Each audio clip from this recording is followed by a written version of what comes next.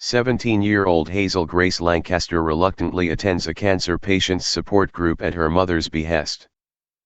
Because of her cancer, she uses a portable oxygen tank to breathe properly. In one of the meetings she catches the eye of a teenage boy, and through the course of the meeting she learns the boy's name is Augustus Waters. He's there to support their mutual friend, Isaac. Isaac had a tumor in one eye that he had removed, and now he has to have his other eye taken out as well. After the meeting ends, Augustus approaches Hazel and tells her she looks like Natalie Portman in V for Vendetta. He invites Hazel to his house to watch the movie, and while hanging out, the two discuss their experiences with cancer. Hazel reveals she has thyroid cancer that has spread to her lungs. Augustus had osteosarcoma, but he is now cancer-free after having his leg amputated. Before Augustus takes Hazel home, they agree to read one another's favorite novels. Augustus gives Hazel The Price of Dawn, and Hazel recommends An Imperial Affliction. Hazel explains the magnificence of An Imperial Affliction. It is a novel about a girl named Anna who has cancer, and it's the only account she's read of living with cancer that matches her experience. She describes how the novel maddeningly ends mid-sentence, denying the reader closure about the fate of the novel's characters. She speculates about the novel's mysterious author, Peter Van Houten, who fled to Amsterdam after the novel was published and hasn't been heard from since.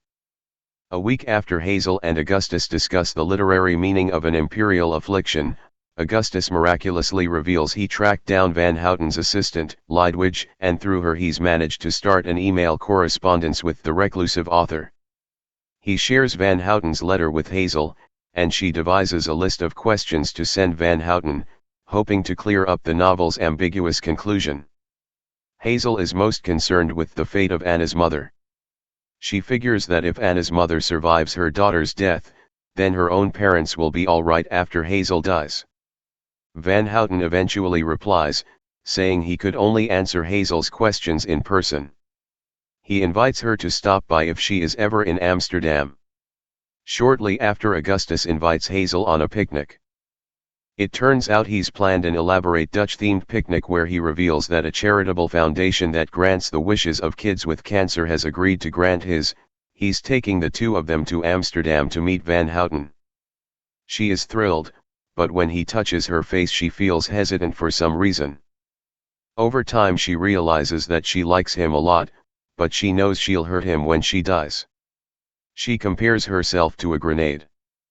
In the midst of her struggle over what to do about Augustus, Hazel suffers a serious episode in which her lungs fill with fluid and she goes to the ICU. When she is released after a period of days, she learns that Augustus never left the hospital's waiting room.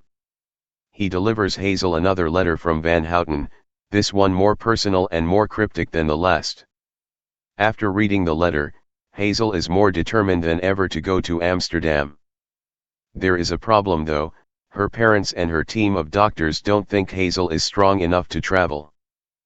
The situation seems hopeless until one of the physicians most familiar with her case, Dr. Maria, convinces Hazel's parents that Hazel must travel because she needs to live her life. The plans are made for Augustus, Hazel, and Hazel's mother to go to Amsterdam, but when Hazel and Augustus meet Van Houten they find that, instead of a prolific genius, he is a mean-spirited drunk who claims he cannot answer any of Hazel's questions. The two leave Van Houten's in utter disappointment, and accompanied by Lydwidge, who feels horrified by Van Houten's behavior, they tour Anne Frank's house. At the end of the tour, Augustus and Hazel share a romantic kiss, to the applause of spectators. They head back to the hotel where they make love for the first and only time. The following day, Augustus confesses that while Hazel was in the ICU he had a body scan which revealed his cancer has returned and spread everywhere. They return to Indianapolis, and Hazel realizes Augustus is now the grenade. As his condition worsens he is less prone to his typical charm and confidence. He becomes vulnerable and scared, but is still a beautiful boy in Hazel's mind. As this change occurs, she ceases calling him Augustus and starts referring to him as just Gus, as his parents do. Hazel recognizes that she loves him now as much as ever. Augustus's condition deteriorates quickly. In his final days Augustus arranges a pre-funeral for himself, and Isaac and Hazel give eulogies. Hazel steals a line from Van Houten about larger and smaller infinities. She says how much she loves Augustus, and that she would not trade their short time together for anything in the world. Augustus dies 8 days later. Hazel is astonished to find Van Houten at the funeral. Van Houten explains that he and Gus maintained correspondence and that Augustus demanded Van Houten make up for ruining the trip to Amsterdam by coming to his funeral to see Hazel.